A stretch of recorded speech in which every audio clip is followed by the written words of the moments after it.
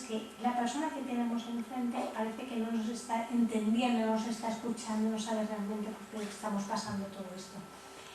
Escucharle, dejarle que se desahogue, no interrumpir nunca la expresión del dolor, del sufrimiento. Si tiene que llorar, vamos a dejar que verbalice ese llanto, que seguramente luego se va a encontrar mucho mejor y nos va a dar las gracias de haberle permitido, de haberle dado ese espacio para poder expresar realmente lo que está sintiendo. Permitir que hable de su enfermedad, de lo que estará preocupando, dedicarle tiempo, colaborar muchas veces en las tareas, en lo que de alguna manera nos esté pidiendo de ayuda. Si es necesario en algún momento determinado contar con la ayuda terapéutica, pero sobre todo respetarle, permitirle, acompañarle, sostenerle, ayudarle, facilitarle y estar con él, estar en todo momento, estar en su presente. Y aquí os pongo las ranitas en la nata, ¿vale? Que seguramente muchos de vosotros lo conocéis ya, y os voy a contar un poquito porque esto es un poco lo que hace la gran mayoría de los pacientes, ¿no? que están pasando por este proceso. Entonces había una vez dos ranas que cayeron en un recipiente de nata e inmediatamente se dieron cuenta de que se hundía y era prácticamente imposible nadar o flotar demasiado tiempo en esa masa espesa como arenas movedizas. Al principio las dos ranas patalearon en la nata para llegar al borde del recipiente, pero era inútil. Solo conseguían chapotear en el mismo lugar y hundirse. Sentían que cada vez era más difícil salir a la superficie y respirar. Y una de ellas dijo en voz alta: «No puedo más, es imposible salir de aquí. En esta materia no se puede nadar. Ya que voy a morir, no veo por qué prolongar este sufrimiento. No entiendo qué sentido tiene morir agotada por un esfuerzo inútil». Dicho esto, dejó de patalear y se hundió con rapidez, siendo literalmente tragada por el espeso líquido blanco. La otra rana, más persistente o quizá más tozuda, se dijo: «No hay manera, nada se puede hacer para avanzar en esta cosa. Sin embargo, aunque se acerque la muerte, prefiero luchar hasta mi último momento. No quiero morir ni un segundo antes de que llegue mi hora». Siguió pataleando y chapoteando siempre en el mismo lugar, sin avanzar ni un centímetro durante horas y horas. Y de pronto, de tanto patalear y batir las ancas, agitar y patalear, la nata se convirtió en mantequilla. Sorprendida, la rana dio un salto y patinando llegó hasta el borde del recipiente. Desde allí pudo regresar a casa croando alegremente. O sea, esto un poco con el objetivo de, indudablemente, el paciente que lucha, que quiere seguir luchando, indudablemente va a tener unos beneficios muchísimo más positivos, ¿no?, que el paciente que de alguna manera se deja llevar. Y por último, la felicidad indudablemente no vamos a poderla medir por la ausencia de inconvenientes o de problemas, más nos gustaría mucho de nosotros, sino por la capacidad de adaptarnos a todos estos problemas, de aceptar todas estas situaciones y la forma de resolverlos de la mejor forma posible. Si solamente tenemos un limón, hagamos una limonada. Y no podemos cambiar lo que nos sucede, pero sí el cómo afrontar realmente el cómo nos está sucediendo. Y muchas gracias. Aquí os presento a mi hija, que bueno, porque probablemente siempre está presente en todo esto. Muchas gracias.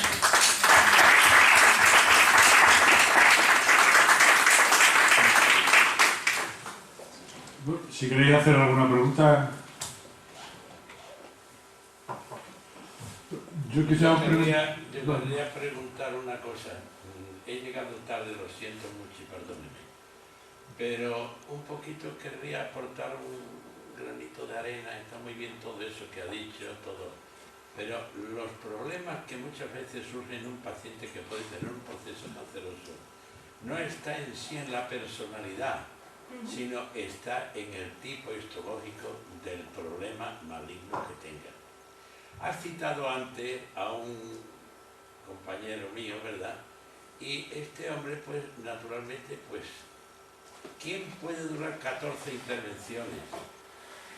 En primer lugar, tuvo una cosa que era más o menos benigna, otras veces que era benigna complicada con un proceso maligno, otras veces maligno y no venía el benigno, y claro, pues naturalmente duró junto con su hombría, digamos, no se trata de hombría porque en eso no hay ni hombre ni felicidad ni facilidad para ser hombre ni mujer, sino que el hombre era muy optimista, un hombre que naturalmente pues sabía afrontar la situación, pero muchas veces no es todo este problema de tipo maligno que uno pueda tener, sino que muchas veces también es el problema derivado de la malignidad.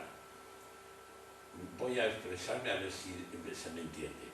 No es el problema de la intervención quirúrgica que uno se tenga que someter como consecuencia de un proceso maligno, sino muchas veces son los procesos de medicación que vienen después de una malignidad, en la quimioterapia, la radioterapia, que es una enfermedad que se le añade al paciente que ya tenga y que por mucha voluntad que tenga ese paciente, llega un momento en que se viene abajo porque se tiene que venir abajo. Si un paciente resulta que tiene un proceso de tipo maligno y se está dando quimioterapia, la quimioterapia en todo el mundo no va de la misma causa. Se tienen náuseas, se tienen vómitos, se tienen problemas de tipo secundario, se le caen los dientes a veces, o tiene una coloración mala, ¿verdad? Y entonces pues llega un momento en que uno dice, hombre, yo estoy ahora más preocupado que cuando tenía el problema este. Pero dejemos el problema ese y vayamos al problema del señor que se le empieza a caer el pelo. Yo he pasado por esa situación, o sea que hablo por propia experiencia. No se trata de que una señora presuma de que tiene mucho pelo o no tiene mucho pelo, o que el pelo sea frágil, es que ahí no hay fragilidad, que se cae, depende del tipo de medicación que utilice, no en todos ocurre lo mismo, ¿verdad?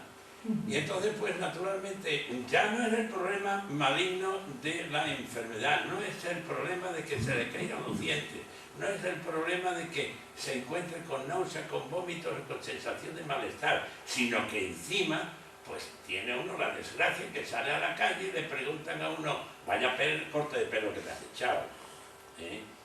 Entonces hay una serie de parámetros que yo no sé si lo ha tocado usted en ese concepto, ¿verdad?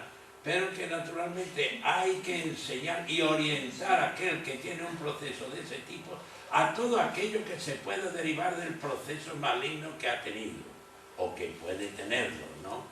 Y si se tiene el criterio que con la medicación que se le hace posiblemente, no siempre, pero posiblemente se le tenga que avisarle de lo que le va a pasar, de tal manera que no pase de que se levanta por la mañana y queda toda la almohada llena de pelo. Ni aquel señor que, por ejemplo, pues, tiene una dentadura maravillosa y que hace alarde de dentadura. Vamos, pasa lo mismo que cuando alguien se pone ahora los implantes. Nunca ha existido tanta sonrisa como ahora con los implantes, parece que va enseñando los implantes, ¿no? Bueno, pues ese problema también hay que ponérselo en lo que le pueda ocurrir, ¿verdad? Es decir, esto es una etiología multidisciplinaria, ¿verdad?, que tiene uno que tocar muchos puntos y comprender que ese paciente que actualmente tiene una cosa que naturalmente parece que se le ha hundido el mundo, es que se le hunde el mundo a medias, pero luego si viene un problema complicativo, sigue hundiéndose el mundo mal. Y si tiene otra cosa todavía mal, se viene y claro, entonces es la labor del psicólogo, ¿verdad? Pues decirle, pasa esto, o bien, bueno, pues no preguntar qué relación tiene su marido con usted, ¿verdad? Que es muy lógico que no sé quién será usted el psicólogo, ¿no? ¿Verdad? No sé cuál de ellos, no sé si era usted, supongo que sí, ¿no? Sí. Bueno, pues entonces, claro, sí, puede naturalmente, pero yo diría que eso es la parte menor, que tiene que tener ayuda familiar, que duda cabe, comenzando por el marido, si es una mujer, o al revés, ¿no? Pero que naturalmente, pues hay que animarle todo lo que quiera, pero naturalmente siempre teniendo la ayuda de que todos estos procesos que he ido explicando, y no sigo explicando todavía más, ¿verdad? Porque llega un momento en que naturalmente pues llega uno por la tarde que francamente está rendido porque se encuentra depresivo, que tiene uno ganas de llorar. Bueno, pues sí, que llore, bueno, pero llorar no se va a estar llorando toda la noche, ¿no? Entonces, naturalmente, todas estas cosas creo que debería de ayudar a todos estos procesos que naturalmente se hayan expuesto, que probablemente que siento mucho no haber cogido las cosas en principio, porque supongo que lo habrá dicho usted de sobra mucho mejor probablemente que yo. Bueno, muchas gracias. Bueno, sí, indudablemente, ¿no? Tiene mucha razón en cuanto a que indudablemente no solamente es la parte psicológica, ¿no? Era un poco lo que a mí me tocaba. Y yo creo que estoy prácticamente segura que toda la parte indudablemente de su enfermedad, de los efectos secundarios que conlleva el tema de los tratamientos, de los efectos secundarios de los tratamientos, de la propia enfermedad, indudablemente el paciente está sumamente informado, ¿no? Por sus especialistas, ¿no? La gran mayoría, ¿no? O sea, yo, vamos, trabajo mano a mano con el profesional aquí ahora mismo de... Mire, yo le interrumpo ahora, yo soy Sí. cirujano, ¿verdad? Sí. Y me ha tocado pues operar pues, todos los procesos de tipo, desde mama hasta el colon rectal, ¿verdad? Y yo muchas veces preguntaba, bueno, pues porque el enfermo venía sabiendo lo que había, porque el médico de cabecera le habrá explicado, pues le habrá dicho y tal, pero se le explica, mira y no ve, escucha y no oye. Una vez porque no le interesa, otra vez porque no lo sabe, y otra vez dice, bueno, a mí para qué me van a decir si sé el porvenir que me espera. Perdone que me haya identificado yo, que no quiero identificarme nunca por mí, ¿verdad? Pero digo que eso ocurre. Sí, sí que ocurre, indudablemente, ¿no? Era un poco lo que hablábamos del tema de información, ¿no? Sí que es cierto que el paciente que solicita información controla un poco la situación de enfermedad con toda la información que de alguna manera el paciente está demandando, tiene un afrontamiento muchísimo más activo, muchísimo más activo de la situación suya de enfermedad. Lo que sí que es cierto es que el tema de información es un tema como muy peliagudo, ¿no?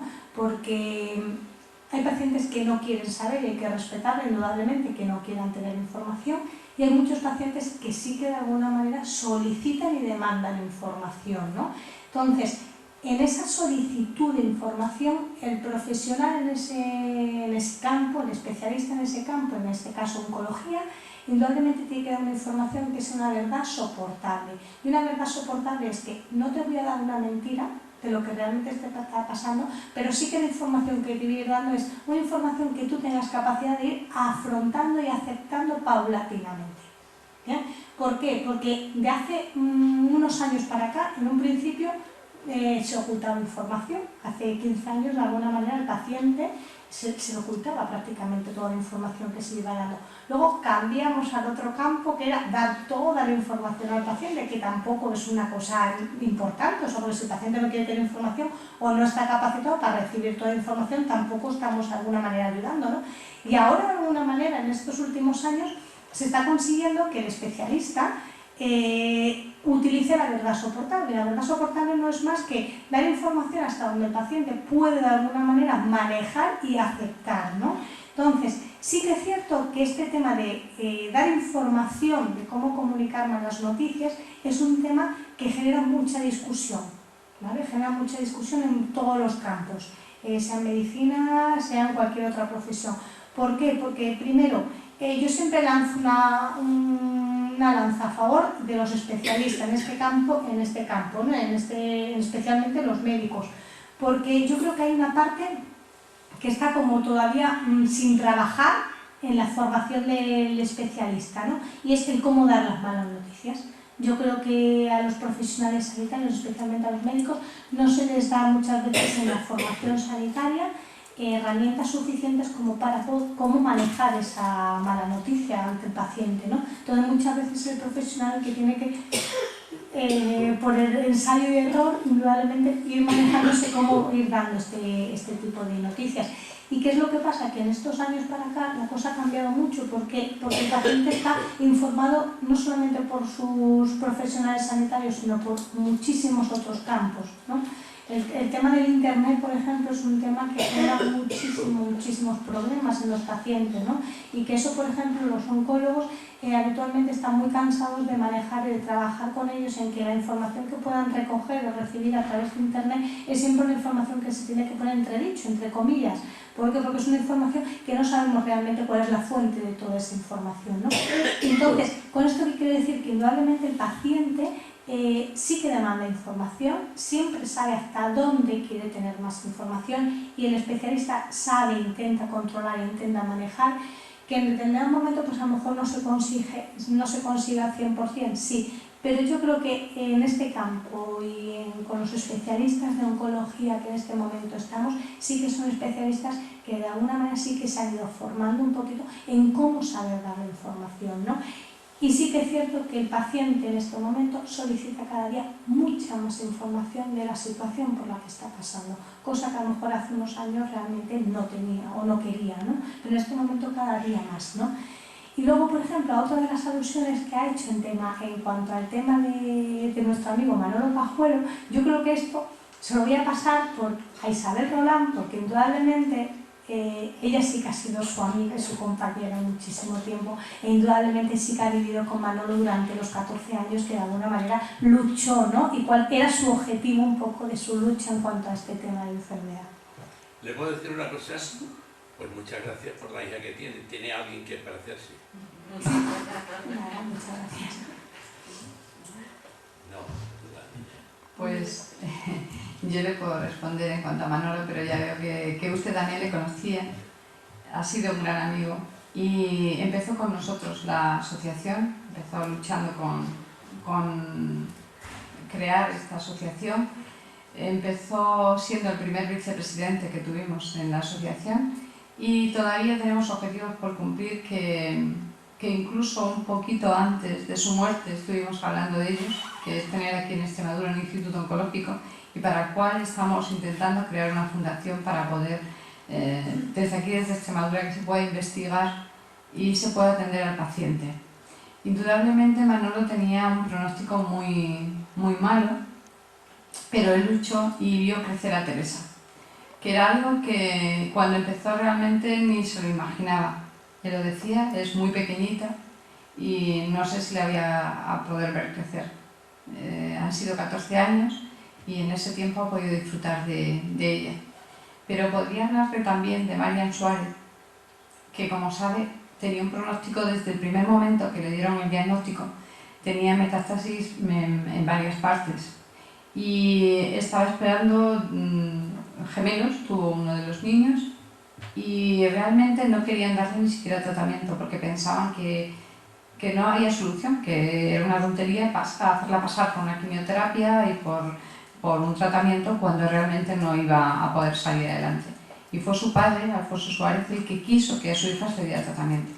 Y realmente cómo ese cuerpo reaccionó al tratamiento y cómo vivió tantos años también como ella pudo soportarlo, que parecía, bueno, un verdadero milagro, o sea, no se pensaba que pudiera vivir todo ese tiempo. Yo me acuerdo de haber hablado con Marian muchas veces y ella en principio decía, bueno, pues ver a mis hijos que tengan un añito, al pequeño, luego que tengan no sé cuánto, y ya al final que haga la comunión.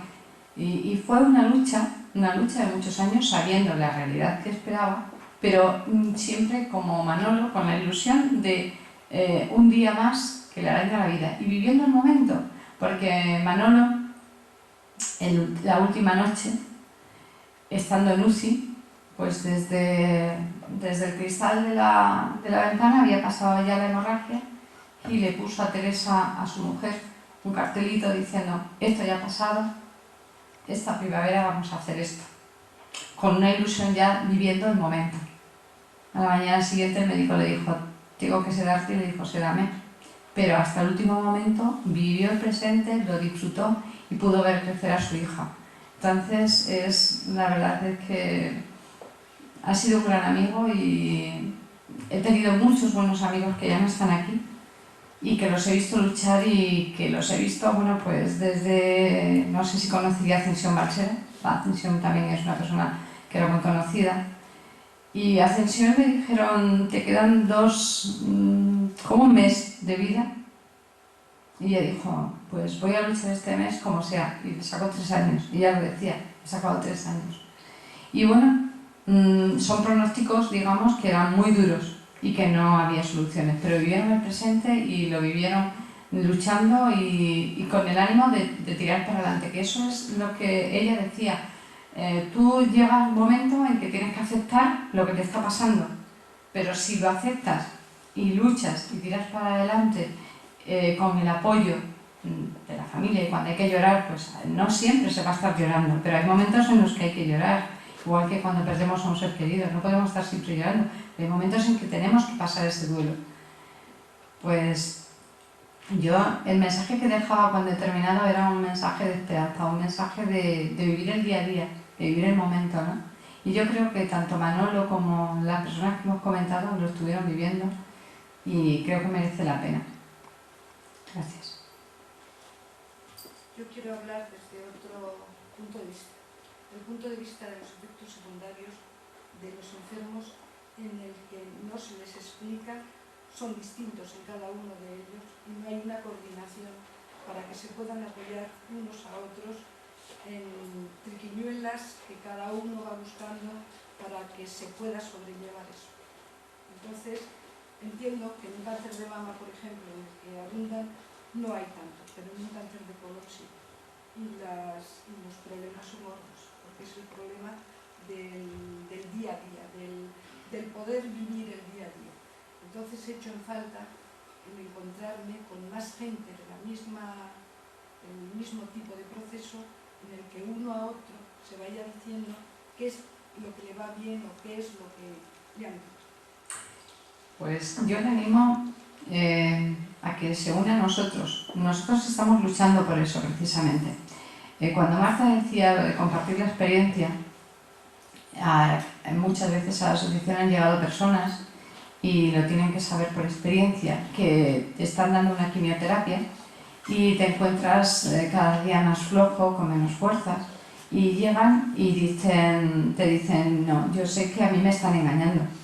Me están engañando porque yo cada día estoy más flojo. El médico me dice que voy mejor, que todas las pruebas van mejor, pero yo cada día me encuentro más flojo. Entonces tú le cuentas tu experiencia, porque como decía Marta, nos podemos meter en sus zapatos y podemos hablar directamente desde nuestra propia experiencia, decirle, sí, es que, bueno, es que a mí me pasó que casi un año y medio después, casi o incluso más, a mí se me doblaron las piernas y me caí en la calle porque no tenía fuerzas. Entonces, es como, bueno, tú me estás comprendiendo y realmente esto es lo que está pasando. Y yo pienso que es muy necesario el compartir la experiencia. Y tanto en esos efectos secundarios, como bien dice usted, que pueden quedar, si realmente nos agrupamos, nos conocemos, podremos hacerlo, pero si no lo hacemos, nunca llegaremos a poder compartirlo. Es lo mismo que de los recursos que yo hablaba antes. Nosotros tenemos una guía con todos los recursos sociales que hay en Extremadura, pero hemos buscado esos recursos y los hemos puesto ahí en esa guía para que todo el mundo conozca los recursos que hay, porque si no se conocen no se pueden utilizar. Y esto es exactamente lo mismo. Si nosotros no conocemos a personas que lo están sufriendo, que lo están pasando, realmente no podremos llegar hasta ellas para hablar de eso.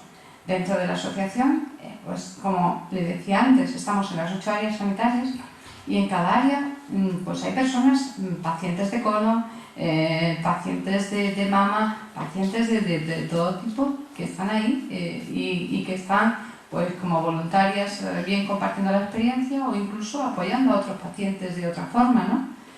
Entonces, pues yo, bueno, pues le animo pues a que colabore con la asociación y que la experiencia que tiene pueda ayudar a otros y al mismo tiempo la experiencia de otros le pueda ayudar a usted. Gracias. ¿Existe comunicación entre las diferentes provincias o sociedades fuera de Badajoz? Vamos a ver, nosotros somos, la Asociación Oncológica es una sola asociación. Aquí está, digamos, la presidencia, porque se creó en Badajoz, no por otra cosa, y luego las delegaciones pertenecen todas a la asociación y constantemente están entrelazadas y siguen una misma trayectoria. Lo que ocurre es que en cada delegación hay una serie de necesidades diferentes de una zona a la otra. Pero tenemos reuniones constantemente, llevamos el apoyo psicológico, pues mañana precisamente se reúnen todos los psicólogos para ver los trabajos, para enriquecerse, para mostrar, digamos, las memorias de todo lo que han ido haciendo, buscar los proyectos que hay para el futuro, y con las delegadas pasa lo mismo. Nosotros nos reunimos, vemos los proyectos que ya se están llevando adelante, los proyectos que en cada sitio se están haciendo, y es una forma de enriquecernos, porque el proyecto que ha hecho, por ejemplo, Plasencia puede venir perfectamente a Navalmoral también, y viceversa, ¿no? Entonces hay una unión completamente. Pero además, nosotros, como asociación que estamos en el ámbito de Extremadura, formamos parte de la Federación de Padres de Niños con Cáncer, que está en toda España. Entonces estamos representados por ellos a nivel ministerial en Madrid, y también tenemos reuniones con ellos y los representamos aquí en Extremadura, porque no hay asociación de padres aquí en Extremadura. Pertenecemos a la Federación de Cáncer de Mama, porque no hay asociación de cáncer de mama en Extremadura, pero es una asociación oncológica que, digamos, todas las patologías están bajo la misma asociación. Y representamos, son 34 asociaciones en total, en toda España, y nosotros representamos a Extremadura en la Federación de Cáncer de Mama. Luego, somos la única asociación de ámbito regional que pertenecemos al Foro Español de Pacientes, y la primera que hemos empezado a colaborar. Incluso ha estado aquí el profesor Albert Joel el otro día, y hemos tenido una conferencia en el Colegio Médico, y él ha propuesto con la universidad hacer aquí una delegación para trabajar con la universidad también, en principio con la Escuela de ATS y posiblemente en Cáceres también con otra investigación que se está llevando adelante, y en ese sentido pues también estamos ahí representando. Nosotros vamos todos los años al Congreso Europeo de Pacientes y hemos ido representando a Extremadura. Al principio solamente iba a nuestra asociación. Yo hablé con la Consejería de Sanidad y dije que tantas asociaciones como estábamos en Extremadura que podría haber una representación de todas. Y de hecho el último año y el anterior, pero el último año hemos nosotros pagado el stand y hemos estado representando a todas las asociaciones. Han venido los que han querido colaborar para estar en el stand de otras asociaciones y hemos representado allí a Extremadura. Pertenecemos también a COCENFE, porque como sabe y como ya bien decía, muchas personas pues al final por las secuelas acabamos teniendo pues una discapacidad física, y entonces también estamos representados a nivel de la federación de COCENFE. Y luego tenemos pues convenio, pues, por ejemplo, con la Fundación Ayúdate, que es de optomizados, no sé si la conoce. Tenemos una ATS que es de la Fundación, que asiste en Extremadura, en cualquier parte de Extremadura, a las personas que tienen una optomía, para ayudarles, informarles, decirles cómo tiene que pues hacer, ponerle en contacto con personas que tienen optomía. Y tenemos grupos de optomizados, por ejemplo, uno funcionando estupendamente en Mérida, que se juntan, que además me ha acordado ahora mismo, me ha venido a la mente, por si quisiera participar en ese grupo cuando se reúnen. Nos reunimos pues periódicamente cada X tiempo y cada uno pues cuenta su experiencia y son todos optomizados. Pero también eso está funcionando en Plasencia. Aquí en Badajoz no tenemos de momento grupo, sí que queremos empezar a trabajar y de hecho desde cirugía nos comentaron para empezar a hacer algo con optomizados. Y bueno, pues tenemos así convenios con otras fundaciones que todas, digamos, que llevan al mismo problema, que es el problema del cáncer. Aunque estamos aquí en Extremadura, estamos también fuera, incluso con asociaciones de pacientes europeas también. No son los optomizados los que tienen mayores problemas. Ya. La bolsita les Sí. soluciona, son los no optomizados. Los no optomizados, efectivamente, es así. Pero bueno, es una opción, ¿no?, para la que... Hombre, yo lo que querría... Pero a través de la Fundación Ayúdate también El podrían... intercambio de ideas Sí. lo necesitan más los no optomizados. Que los optomizados, tienes toda la Yo razón. lo que querría un poquito es animar a que un poquito, vamos a poner todos un poquito de nuestra voluntad, y si usted se fija en la guía telefónica no viene Asociación Oncológica Extremeña, Lo he estado buscando en las páginas amarillas, lo he estado buscando en las páginas blancas. Entonces, probablemente, o yo no he sido capaz de encontrarla, o a lo mejor no he llamado a la información central, ¿no? Pero me creo que un poquito más ánimo entre todos y un poquito más de poner cada uno un granito de arena, y creo que se conozca. No hace falta que nos conozcamos por el señor que está al lado conmigo, ¿no? Sino que vayamos todos remando en la misma situación. Yo le agradezco esa idea porque desde que comenzamos, en el 98, empezamos 13 personas. Actualmente hay 1000 y pico personas como socios.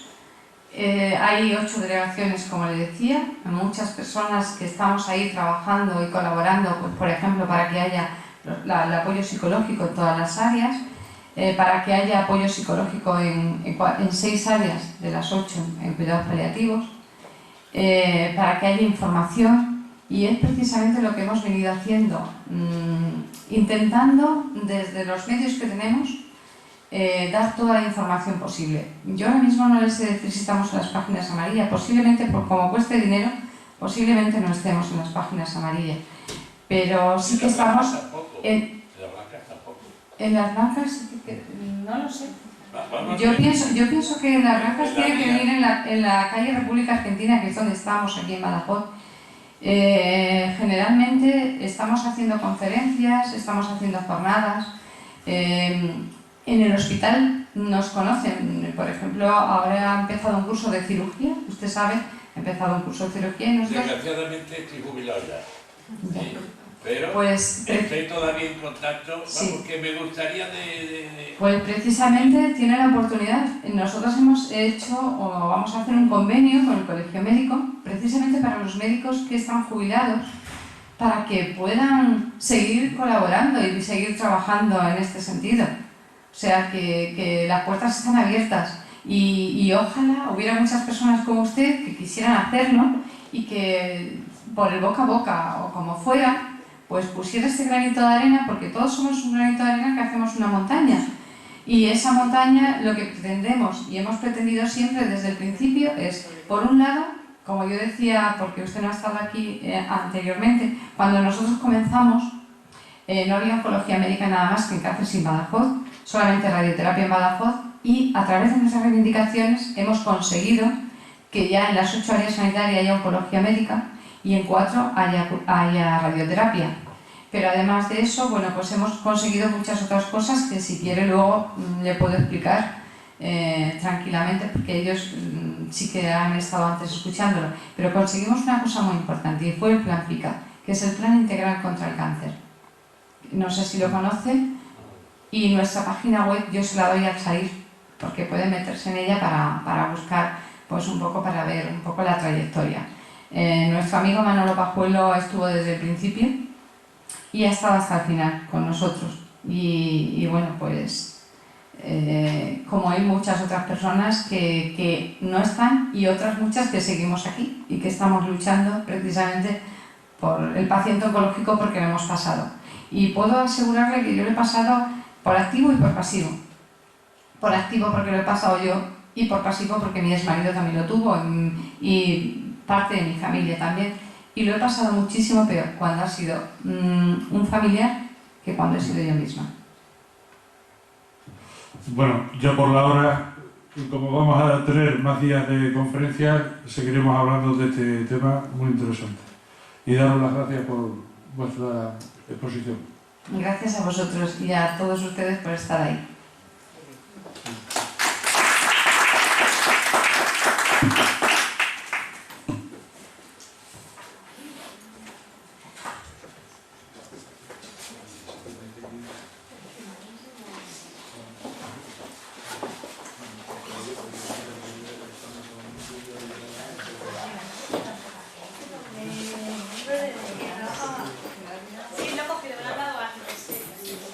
Se han llevado la fotografía de la niña, ¿verdad?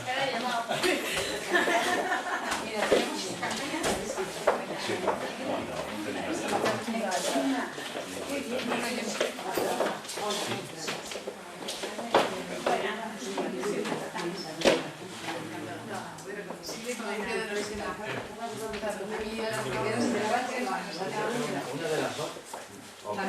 no me has tocado. Salimos de la asociación y llegamos Bueno, me quedo explicativo, tuvo un infarto. ¿Y la chica cómo se llama la que yo vi contigo el otro día? Pero aparte de eso, el problema ¿La italiana? eso es brutal. Claro, ¿qué es lo que pasa? Habla uno con el compañero, pues no habla, porque parece que es un presente. Claro, porque eso no tiene nada que ver. Pasa, claro. Y entonces, pues claro que... Por eso decía que ¿Qué? comenzado, que se habla de eso, pero el otro no sabes ni cómo, cuando pasó con el